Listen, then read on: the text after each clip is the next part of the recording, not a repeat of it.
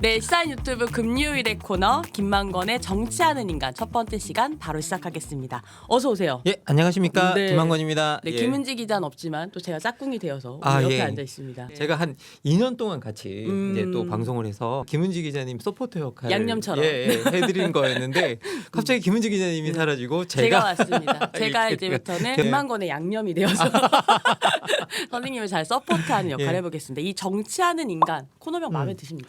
저는 상당히 좋은데요. 우리가 뭐 노동하는 인간이란 말은 없습니다. 노동하는 동물이란 말은 있거든요. 기본적으로 이 우리 정치하는 인간들이라는 것들이 우리 인간의 본질을 가장 잘 드러내고 그래서 여러분과 이 시간에 우리가 가진 이 언어로 아주 잘 소통해 봤으면 좋겠다라고 이제 그 소망을 또 전달해 봅니다. 저희 제작진이 이름을 굉장히 잘 지었네요. 예. 엄청나게 잘 되었다고 생각을 합니다. 약간 예. 뒷걸음치다가 걸린 이름이긴 한데 아무튼 저희가 4월 총선을 앞두고 정치인의 삶과 철학을 좀 깊숙이 들여다보는 시간을 가질 텐데요. 1월 5일 김만권의 정치하는 인간은 한동훈 비대위원장을 탈탈 털어보겠습니다. 자, 먼저 한동훈이라는 인물이 어떤 인물인지 뭐 하는 사람인지 이거 좀 짚고 넘어가야 될 것 같은데요. 이한우 PD가 인물 브리핑을 준비했다고 하는데요. 이한우 PD를 한번 불러봐야 되겠습니다. 이한우 PD 어디 계신가요? 어디 계세요? 어디 계세요, 이한우 PD? 네, 이한울 탐정 이한울 PD입니다. 제가 지금부터 한동훈에 대해서 인물 브리핑을 해보도록 하겠습니다. 첫 번째는 생애인데요. 한동훈은 1973년 4월 9일생으로 올해 만 50세입니다. 한동훈의 아버지인 한명수는 글로벌 반도체 장비업체 1위, 어플라이드 메테리얼즈의 한국 법인 대표셨습니다. 그래서 아버지의 직장 때문에 초등학교 4학년 때까지 충청북도 청주에 살다가 초등학교 4학년 때 서울 서초구로 이사를 오게 됩니다. 소위 강남 8학군이라고 불리는 서울 신동초등학교, 경원중학교, 현대고등학교를 졸업하고 서울대 법대에 입학을 하게 됩니다. 서울대 법대 재학 중이던 4학년 한동훈은 그 어렵다던 사법시험을 합격을 하게 됩니다. 이를 보았을 때 한동훈은 굉장히 가정 환경이 유복하고 강남 8학군 출신의 엘리트였음을 확인할 수 있습니다. 두 번째는 한동훈의 경력입니다. 2001년 서울지검에 검사로 임관을 하게 되는데요. SK 분식회계 사건으로 최태원 회장을 구속을 합니다. 2006년에는 대검찰청의 중앙수사부로 발령이 되는데요. 이때 윤석열 대통령과 함께 팀으로 작업을 하게 됩니다. 현대차 비자금 횡령 사건으로 인해서 정몽구 회장을 구속하게 됩니다. 한동훈은 계속해서 꽃길을 걷게 되는데요. 2016년 국정농단 특별검사팀에 발령이 됩니다. 네, 여러분도 아시다시피 유명한 박근혜 전 대통령과 최서원 씨를 구속한 사건이죠.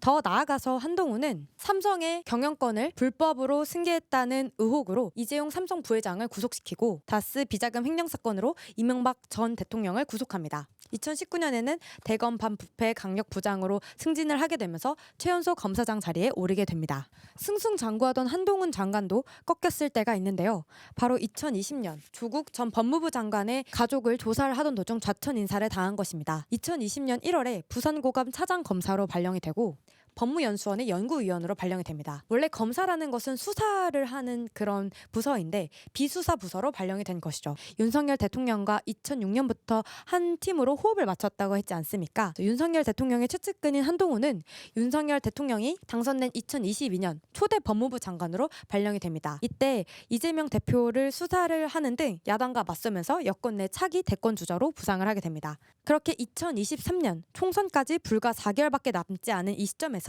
김기현 대표가 물러나며 한동훈 장관이 국민의힘 비대위원장으로 오르게 됩니다. 세 번째, 한동훈의 개인정보입니다.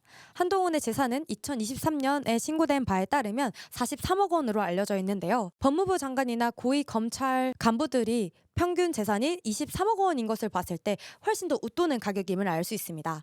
조사한 바에 따르면 부동산을 3채 정도 갖고 있다고 하는데요. 서울시 서초구의 오피스텔, 아파트, 그리고 경기도 부천에 건물을 갖고 있는 것으로 알려져 있습니다. 현재는 서울시 강남구 도곡동 타워팰리스에서 거주를 하고 있으며 1998년 공군 법무관으로 입대를 해 2001년 전역한 것으로 확인되었습니다. 이를 보았을 때 한동훈 비대위원장이 사회적으로 경제적으로 어느 위치에 있는지 파악하실 수 있을 것 같습니다. 마지막 브리핑은 논란 및 사건 사고입니다. 첫 번째는 인사검증 실패입니다. 2022년 윤석열 정부가 장관과 같은 고위공직자의 인사검증을 원래는 대통령실에서 했었는데 법무부의 인사정보관리단이 그것을 관할하도록 신설한 것입니다. 이전 정권과는 인사검증을 다르게 하겠다라는 그런 발언과 달리 윤석열 정권의 장관 후보자들이 줄줄이 낙마하는, 사퇴하는 그런 사태가 발생이 됩니다. 그래서 당연히 이 인사정보관리단의 핵심 인물 법무부 장관인 한동훈의 책임론이 불거질 수밖에 없었는데요. 아직까지 인사검증 시스템이 어떤 형식으로 이루어지고 있는지는 비밀주의로 일관하고 있습니다. 두 번째는 검찰 특활비 부정 사용 의혹입니다. 윤석열 대통령이 당시 검찰총장이던 시절에 검찰 특수활동비를 어떻게 사용했는지를 대법원이 공개하라는 판결을 내렸는데요. 대검찰청이 공개한 자료입니다. 세금 도둑 잡아라 대표 하승수 변호사는 검찰 군화의 식당에서 먹은 영수증은 잘 보이는데 다른 영수증은 판독이 불가능한 상황이다라고 말했습니다.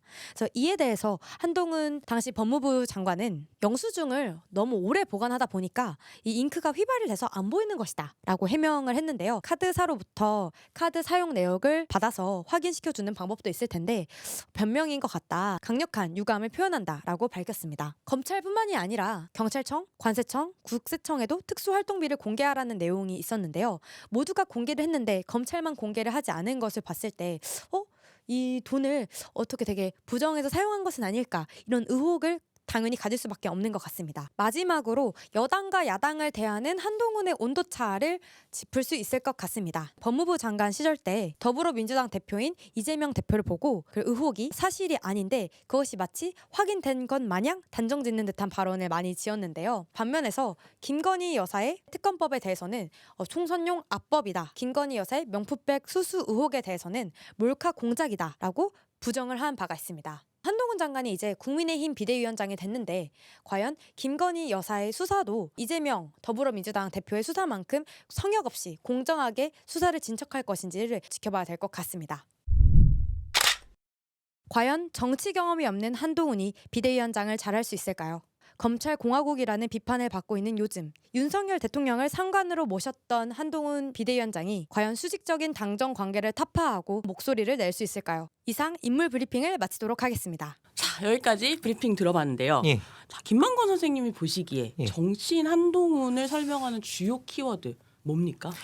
제가 이제 한동훈 비대위원장을 이제 우리가 첫 번째 인물로 설정했을 때 정말 가장 먼저 떠오른 키워드가 능력주의라는 키워드였습니다. 능력주의. 예, 뭔가 좋아 보이는 말이에요. 예. 그냥 일반적인 능력주의가 아니고요. 실제 우리 연구자들이 특히 이제 우리 그 박권일 사회평론가님께서 네. 한국의 능력주의를 잘 분석해 놓은 게 있어요. 책이 있죠. 예, 책이 네. 있습니다. 그래서 그 틀을 좀 활용해서 음. 한동훈 비대위원장을 분석해 볼까 합니다. 빠밤. 능력주의라는 용어가 언제쯤 처음 만들어진 예, 용어인가요? 능력주의라는 용어는요. 영어로 저희들이 메리토크라시라고 이제 번역을 합니다. 흔히 뭐 좀 메리트. 우리 메리트라고 이제 이야기를 하는데요. 메리토크라시라는 용어를 만든 사람은 영국의 사회학자인 마이클 영이라는 사람입니다. 이분이 이제 2034년 미래 사회를 배경으로 한 소설 한 편 쓰는데요. 이게 얼마 안 남았는데. 예. 이게 능력주의의 부상이라는 제목을 가지고 있어요. 근데 우리나라에는 이게 능력주의라는 제목으로 번역이 되어 들어와 있습니다. 근데 이 마이클 영이 뭐라고 이야기하냐면 노력은 기본값이다. 노력은 기본값이다. 예, 왜냐하면 서로 다 비슷한 교육 과정을 가지고 있고 비슷한 시기를 거치고 사람들이 노력할 수 있는 양은 다 한계가 일정하게 시간이 제한이 네. 있기 때문에 있는 거죠. 그래서 정작 성공의 문턱에 갔을 때 그것을 성취하는 가장 중요한 요소는 뭐냐? 결국은 재능일 수밖에 없다라고 이야기를 하고 있는 거죠. 그런데 이제 성공하신 분들 중에 네. 내가 재능이 있어서 성공했습니다라고 말하는 거 들어보신 적 있으세요? 없어요. 노력해서 성공하셨다는. 그렇죠. 모든 네. 분들이 다 내가 얼마나 노력했다라고 노력했는지. 얘기합니다. 그렇죠. 네. 자기의 노력 스토리를 다 풀어놓습니다. 이게 내가 재능이 뛰어나다 뭐 이런 건 뭐 이렇게 겸손하지 않아서 그렇게 보여서도 할 수 있지만 모든 분들이 다 내가 노력해서 성공했다라고 이제 이야기를 하는데요. 기본적으로 우리가 이제 능력주의 사회지만 이 능력주의는 다 어떤 모양으로 세상에 나오게 되느냐? 노력주의로 등장하게 되어 있는 거죠. 그러니까 능력주의 이꼴 노력주의다. 그렇죠. 그러면 이건 이게 상당히 심각한 도덕주의로 변모하게 되는데요. 그 이유는 뭐냐? 능력주의 사회에서 누군가 밀려났다면 그 이유는 충분히 노력하지 않았거나 게으름이란 악덕에 빠졌기 때문이죠.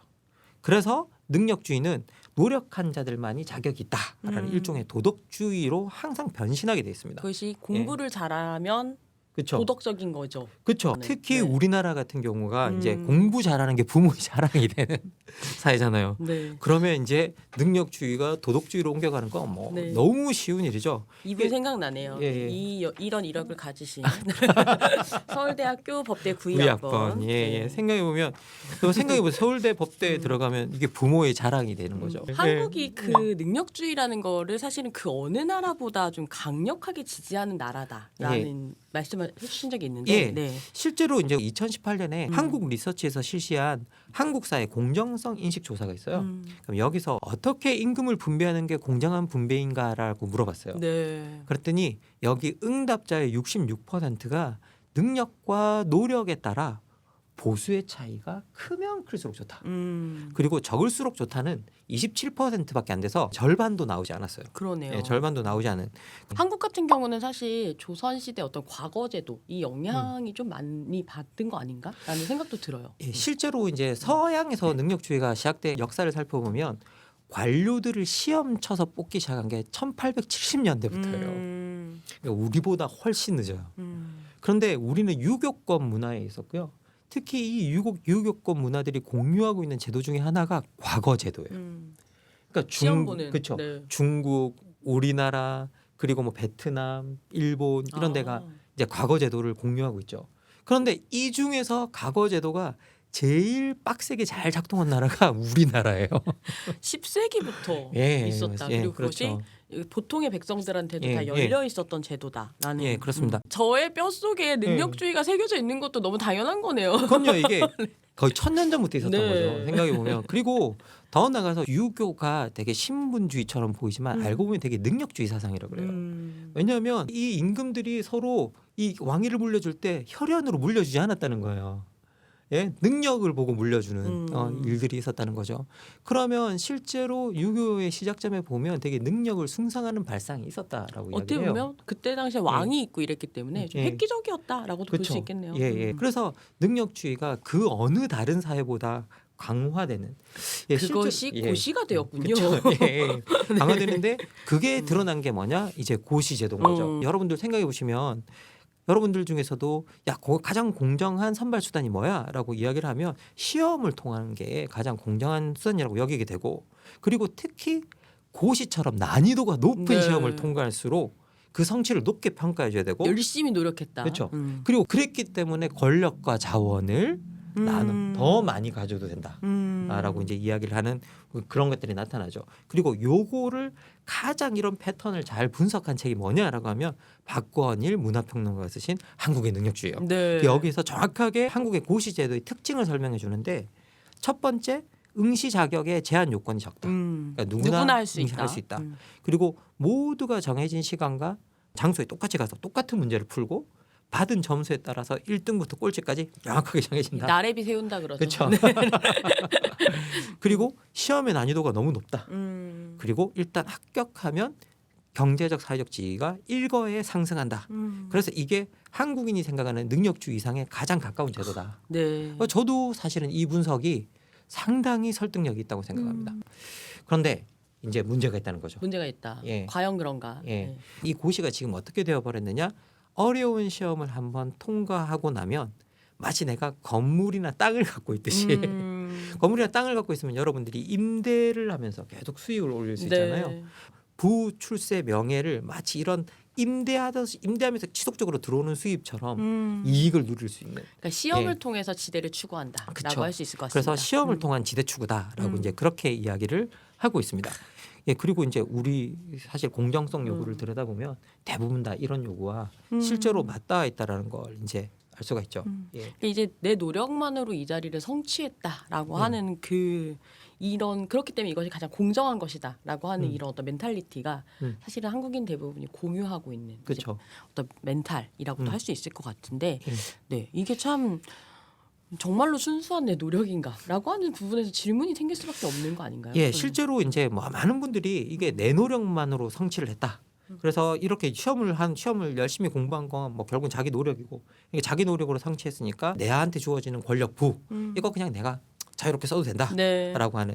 그래서 이걸 등가 교환적 공정 신념 체계라고 표현해요. 등가 교환. 교환적 예. 공적 신념. 그러니까 내 노력에 대한 당연한 대가다. 등가 교환이라는 거죠. 시험 예. 한번 잘 본 것 같고 예. 너무 많은 걸 가져가는 거 아닙니까? 그런데 이런 멘탈리티를 네. 어디서 확인했냐면요. 다양한 고시가 있는데 네. 그 중에서도 사실은 사법고시가 고시의 꽃이었거든요. 실제 2016년 연구에 따르면 사법고시에 들어가는 평균 비용이 6,333만 원이다. 이 연평균 비용이죠. 예, 그렇죠. 평균 비용이 뭐 이렇게 네. 들어간다는 거죠. 그러면 사법시험에 합격하기까지 6천만 원 이상을 들일 수 있는 가정 이제 그 가정이어야 한다라는 거고. 그만큼의 돈을 그쵸. 쓸 수 있는 사람이어야 그쵸. 된다는 거죠. 그리고 역대 사법시험에서 고졸 이하의 합격자가 예외로 보아도 좋을 만큼 소수였다는 거예요. 그래서 우리가 자꾸 노무현 대통령이 맞아요. 이게 고시 합격, 사법고시 합격했다는 것 때문에 누구나 합격할 수 있는 것처럼 착각했는데 아니에요. 정말 예외적으로 합격한 케이스라는 거죠. 그리고 2000년대 초반까지는 여성 합격자 비율이 정말 낮았다는 거예요. 그럼 이게 뭐냐? 고시 합격에는 계급도 작동하고 있고 학력도 작동하고 있고 성별이라는 구조적 요인이 다 사실은 작동하고 있었다. 그래서 순수하게 당신의 노력만은 아니다라고 이제 이런 여러 그렇게 이야기를 하는 거죠. 요소들이 여러 구조적인 요인들이 작동한 결과가 그렇죠. 고시 합격인 건데 근데 이 박건희 선생님 책에 보면 고시 합격자들이 민주주의 인식에 매우 취약한 집단이다라는 지적이 나온다면서요? 예. 실제로 이제 그 이 고시 합격자들이 고시 과정 속에서 인간을 우열하는 관점과 그리고 선민의식, 나는 선택된 사람이다.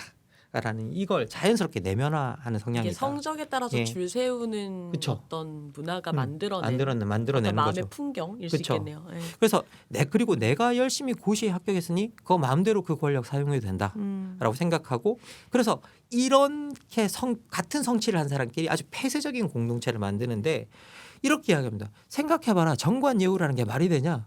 그쵸. 같은 범죄인데 누가 변호를 서느냐에 따라 예우에 따라서 형량이 달라지는 것 이것 자체가 법의 신념 체계 자체를 무너뜨리는 일이잖아요. 네. 근데 이게 너무나 공개적으로 당연하게 하고 있었고 사람들도 당연하게 여기고 있었다는 거예요. 생각을 해보면. 단지 시험을 잘 봤다는 그렇죠. 이유로. 단지 시험을 잘 봤다는 이유로. 그러니까 이게 이런 발상이야말로 얼마나 민주적 신념 체계를 무시하는 발상이냐라는 거죠. 그래서 한국의 고시 제도는 거의 필연적으로 평범한 국민들을 무시하고 민주주의를 냉소하는 엘리트가 양산될 수밖에 없는 구조다라고 이야기해요. 그리고 특히 우리나라 교육 과정을 생각해봐라. 얼마나 민주주의가 과소하게 교육되고 있느냐. 그러니까 이렇게 민주주의가 과소하게 교육되고 있는 나라에 이런 고시 제도가 만들어지는 능력주의, 엘리트주의가 더해졌다. 그러면 괴물들이 탄생할 수 있다라고 이야기해요. 정확하게 그렇게 써요. 한국 사회 자체가 그런 어떤 능력주의 신화가 만들어낸 괴물을 어떻게 길러내고 있는가에 대한 실험장이다라는 표현인 것 같은데. 제가 더 좀 흥미로운 이야기를 하나 해드리면요. 실제 사법고시 합격자들이 대학교 법학과 교수님들을 다 깔봐요. 왜죠? 이유는 뭐냐? 네. 네가 교수를 하는 이유가 뭐냐? 사법고시를 합격하지 못했기 때문이라고 생각해요. 그러네요. 예, 그래서 네. 이렇게 법학과 교수님들도 깔보는데 다른 평범한 사람들이라면 어떨까? 우리가 한번 생각해 볼 수 있는 거죠. 그러니까 보통 사람들을 얼마나 무시하고 그러니까 보통 있을까? 얼마나 무시할 수 있을까? 실제로 이제 능력이 뛰어난 사람들이 밀려난 사람들을 게으른 사람 취급하고 네. 능력이 모자란 사람 취급하면서 늘 깔보는 성향이 만들어져서 엘리트들이 소위 말해 그 밀려난 사람의 마음을 당연히 상하게 만든다라고 이야기를 해요. 그런데 밀려난 사람들은 또 변명도 못하는 게 뭐냐? 내가 실력이 없어서 밀려났으니까. 그렇게 이제 이해가 되는 거죠. 그쵸. 이런 사회에서는. 그렇죠. 이게 다 내 탓이다 생각해서 또 그렇게 깔보는 사람한테 왜 나를 깔보느냐고 항의도 제대로 하지 못하는 일들이 실제로 이제 일어난다는 거죠. 민주주의의 굉장히 해로운 이념이라고 할 수 있을 것 같은데 이런 능력주의 어떤 표본 같은 사람 한동훈 비대위원장이라고도 할 수 있을 것 같습니다. 예, 그렇습니다. 여러분 진짜 우리 이미 우리 그 PD님께서 네. 그 앞에서 네. 예, 우리 이제 이미 브리핑을 해줬지만 이 한동훈 위원장이야말로 강남 8학군, 강남 사람. 예, 서울 신동초등학교, 아는 데신가요? 네, 초등학교도 신동초등학교. 이름이. 죄송합니다. 이런 농담에 하면 안 되는데. 재밌었어요. 예. 그리고 경원중학교, 현대고 나왔고요. 그리고 이제 서울대학교 법대 출신입니다. 네. 그런데 이게 또 대학교 4학년 때 이제 재학 중에 합격을 합니다. 서울대에 예. 간다. 근데 예. 4학년에 이미 시험에 합격한다. 예, 그러니까 네. 소위 유복하게 자라서 강남 8학군 출신에다가 최고의 엘리트 코스를 밟아가는데요. 사실 사법 시험 내에도 진골 선골들이 있어요. 이게 바로 서울의 명문고를 나와서 서울 법대 출신의 합격자들. 그런데 그 중에서도 최고 엘리트들이 누구냐? 재학 중에 합격을 하는 거예요. 재학 중에 그러니까 졸업하고 이유가 아니라. 저도 재학 중에 시사인 합격했습니다. 예, 우리가 이런 거. 예, 그래서 이제 기본적으로 그렇게 재학 중에 합격하는데 이게 어떤 거냐? 여러분 가장 쉽게 설명해 드리면 대학생의 합격에서 이미 사람들한테 주변에 영감님 소리를 듣기 시작한 거예요. 아니 그 말 예. 진짜 이상한 것 같아요. 그러니까. 네. 예, 그러니까 옛날을 20대 치면 초반부터 20대 초반부터 영감님인 거죠. 영감님이 된 네. 거죠. 예, 그래서 이 영감님 소리를 듣는 이 집단이 최상위 엘리트군으로 여겨져요. 그러니까 굉장히 한동훈 비대위원장 같은 경우는 예. 그런 한국의 능력주의 어떤 자장 안에서도 가장 엘리트 중에 엘리트였다. 이렇게 평가할 수 있겠네요. 그렇죠. 가장 엘리트 중에 엘리트인데다가 커리어 내내 이런 최상위 엘리트 집단에 속해 있었어요. 늘 언제나 늘 예. 어떻게 보면 그렇죠. 국민의힘 비대위원장이 제일 별로인 제일- 직함일 수 있어. 이분의 인생에서. 왜냐면 이 제일 힘없는 직함이에요. 제가 봤을 때 예, 제일 힘없는 직함이에요. 한번 짚어보시죠. 예, 네. 예. 실제로 이거 짚어보면 이제 이명박 정부 때 청와대 민정수석실 선임 행정관 했어요. 이 2009년에 그리고 아 되게 또 예, 빨리 빨리 됐어요. 그리고 대검 정책기획과장이 2013년에 됐고요. 그리고 박근혜 최순실 국정농단 사건 때 특별검사팀에 파견을 나가고 야, 대통령을 구속시킨 사람입니다. 그러니까 대통령을 구속시키게 되는 사람이죠. 이명박이었네요. 그러면서 그러면서 박근혜 네. 전 대통령 그리고 최소한 구속시키고요. 그리고 2016년에는 누구나 다 아부하고 싶어하고 누구나 다 두려워한다라는 이 재계의 특히 삼성그룹의 불법 경영권 승계 의혹으로 이재용 삼성전자 부회장을 구속. 굉장히 많은 사람을 예. 구속시켰어요. 예. 네. 지금 빨간 일을 딱지가 합니다. 네. 예. SK도 있어요. 그러니까요. 예. 그래서 그리고 이제 그러고 난 다음에 현대. 예. 근데 다뭐 재계의 사람들이 다 네. 구속이 된 거죠. 그리고 다스 비자금 횡령 사건으로 이명박 전 대통령을 구속 기소를 하게 돼요. 시킨 2017년에. 사람들로 부채질도 할 수 있어요. 그래서 이제 나중에 대검찰청 반부패 강력부장이 되고 역대 최연소 검사장의 길을 가게 됩니다. 그리고 이제 그래서 소위 이때 뭐 또 아까 보셨지만 여러 명의 재계 사람들을 구속시키면서 뭐 이제 권력의 사실은 그렇죠. 최정점이라고 할 수 있는 사람들 재계와 정계에. 예. 그래서 재계의 저승사자. 음. 였고요. 그래서 사실상 통제가 불가능하다고 보는 자본을 그냥 굴복시켜서 이제 구속시키는 일까지 했던 뭐 조선 제일검 이런 그렇죠. 별명도 있잖아요. 예, 예. 권력의 행사자였죠. 이분 예. 쓰시는 핸드폰의 비밀번호가 24자리다라는 비밀번호를 제가 보았는데 아 진짜 머리가 좋으시구나라는 생각을 하게 사실 했어요. 네. 24자리 저는 아니, 비밀번호 물론 어떻게 외울지는 잘 뭐 모르겠습니다. 지문으로 하거나 예, 이제 예. 얼굴 인식으로 예, 이렇게 열리긴 하겠지만 예. 다른 사람은 절대 못 열어 이거잖아요. 예, 네. 다른 사람은 이건 나만 볼 수 있어 뭐 이런 거겠죠. 아니 근데 그런데- 이 예. 법조 엘리트들이 약간 정치 엘리트들을 좀 깔보는 느낌이 있단 말이죠. 네. 아, 예, 실제 그렇습니다. 이게 실제 그런가요? 예, 실제로 이제 그렇다 이게 뭐 대놓고 증거가 있냐 그러면 없을 겁니다. 그런데 실제 이제 법조 엘리트들이 정치 엘리트들보다 자신이 좀 우월하다고 느끼는 부분들이 있는데요. 기본적으로 법조 엘리트 대다수가 정치 엘리트들은 자기들처럼 시험을 거쳐서 거기 온 사람들이 아니다고 생각을 해요. 대신 선거 치렀잖아. 선거도 엄청난 시험 아니에요? 예, 뭐 선거는 여러 가지 주변에 도움도 있고 뭐도 있고 하지만 이 시험은 내가 나 노력한 혼자 거죠. 내 그쵸? 노력으로. 그쵸. 아. 그러니까 이게 아무 도움 없이 이런 시험을 거쳐서 뭔가 혼자 스스로 선 친구들이 아닌 거죠. 근데 그거 처음부터. 자체가 사실 신화인 건데 예. 아무도 없이 예. 내가 혼자 노력해서 그쵸. 자체가. 네. 그래서 이제 기본적으로 정치 엘리트들을 좀 내려다보는 성향이 있고요. 그리고 이제 정치 엘리트들 중에 가장 중요한 기능이 사실 입법 기능이잖아요. 네. 근데 법조 엘리트들은 이미 이제 아. 법을 다루어 왔기 때문에 이 부분에서 이제 정치 엘리트들보다 훨씬 우위에 있는 부분이 좀 있습니다. 이제 그러니까 이런 이유로 법조 엘리트들이 이제 비법조 출신의 정치인들을 좀 깔보는 성향. 그러니까 뭘 알아? 예, 이런 거죠. 니네가 뭘 알아? 니네가 뭘 막, 알아? 예, 뭐 그런 것들이 있고요. 특히 이 법조 엘리트들도 사실 여러분들 재판장 가 보면 세 개의 부분 있잖아요. 가운데 판사가 있고 네. 검사가 있고 변호인이 있죠. 그래서 근데 이 재판장에서 이들이 맡은 역할이 다릅니다. 하나는 소위 말해 검사들은 구속 기소하는 공격을 하는 역할을 하고 그리고 반대편에 있는 변호인들은 방어하는 역할을 하고 가운데 있는 재판장은 그들이 누가 더 옳은가를 판단하게 듣는 역할을 이제 하게 되는 듣고 판단하는 역할을 하게 되는 거죠. 그러면 이 가운데 자신의 역할에 따라서 발달하는 언어들이 있어요. 사실. 그렇겠네요.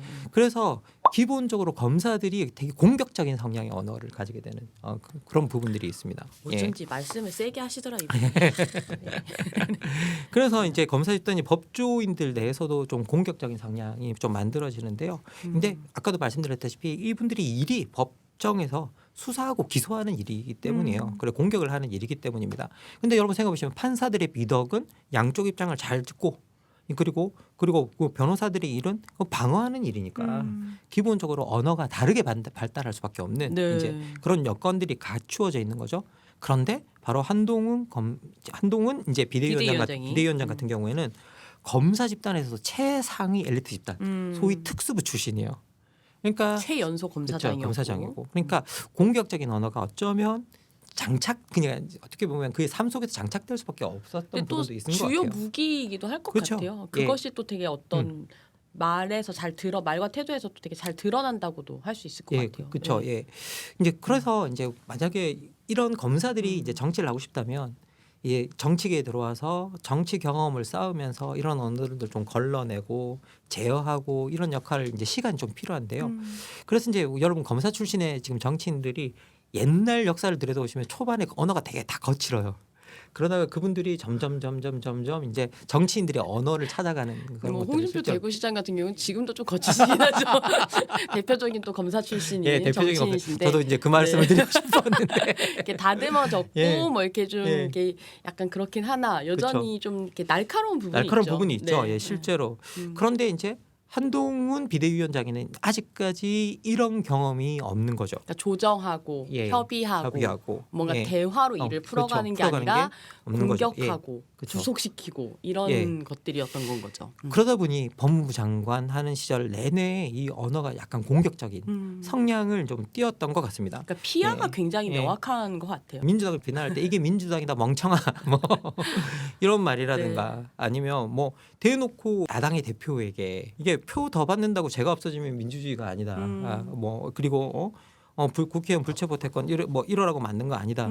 사실 이게 법무부 장관이 아니라 정치인이 있으면 할 수 있는 말이에요. 생각해 보면. 근데 어쨌든 이제 정부를 대표하는 국무위원, 그렇죠. 그러니까 일국의 국무위원이 또 본인의 표현 아니었습니까?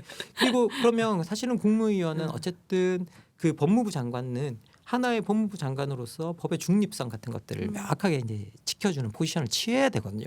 근데 이제 그러지 못하는 거죠. 결국은 내가 가장 정의로와 그래서 이제 내가 휘두르는 어떤 말과 이런 언어들은 다 정의로운 것이야라고 하는 어떤 것이 좀 깔려 있는 거 아닌가라는 의심이 듭니다. 네. 맞습니다. 기본적으로 고시를 통해서 출세하는데 모든 것을 자신의 노력으로 이루어왔다고 생각을 하는 거죠. 그리고 자기에 속해 있는 집단이 그런 집단인 거예요. 그래서 이분들은 자신이 가장 정의로운 집단이라고 여길 수 있어요. 정치부터 시작해서 그렇게 만들었으니까. 그래서 우리가 휘두르는 칼은 진짜 정의로운 칼이다라고 생각할 수 있는 부분이 명확하게 있는 거죠. 이제 그런데 이 집단을 제어하려고 했던 집단들이 있는 거죠. 민주당 같은 세력들은 이제 반드시 응징해야 할 불의의 대상이 되어버릴 수밖에 없는. 그렇죠. 운동권, 국회 뭐 이런 표현들을 뭐 당연히 쓰죠. 그러다 보니까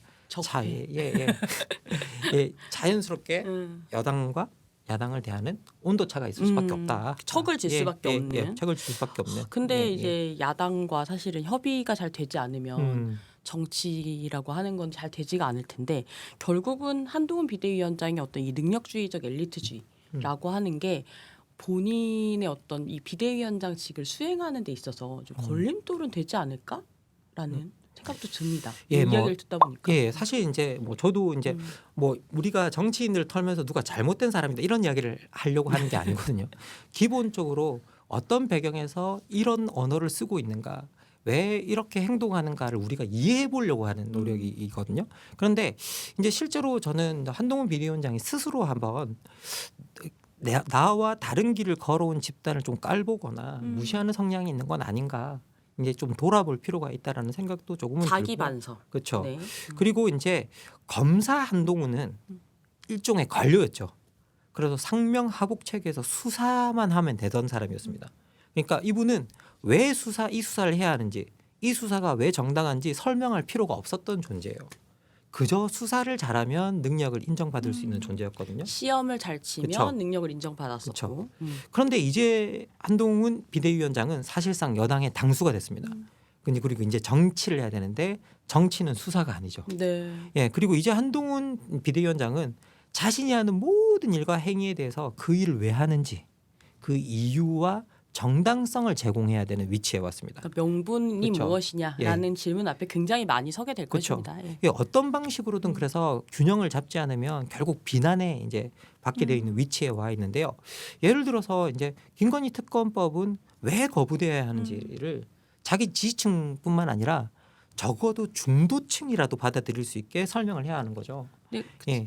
사실 버린 거 아닌가라는 강력한 의심을 예. 그랬다라고 한다면 이럴 네. 수 있는가라는. 네. 사실 제가 오늘 기사를 하나 봤는데요. 네. 기자분 한 분이 당장 성역 없는 수사는 한동훈 장관은 평소 신념이 아니었냐라고 이제 질문을 했는데 이 질문에 대답을 하지 않고 자리를 떴다라고 하는 걸 봤거든요.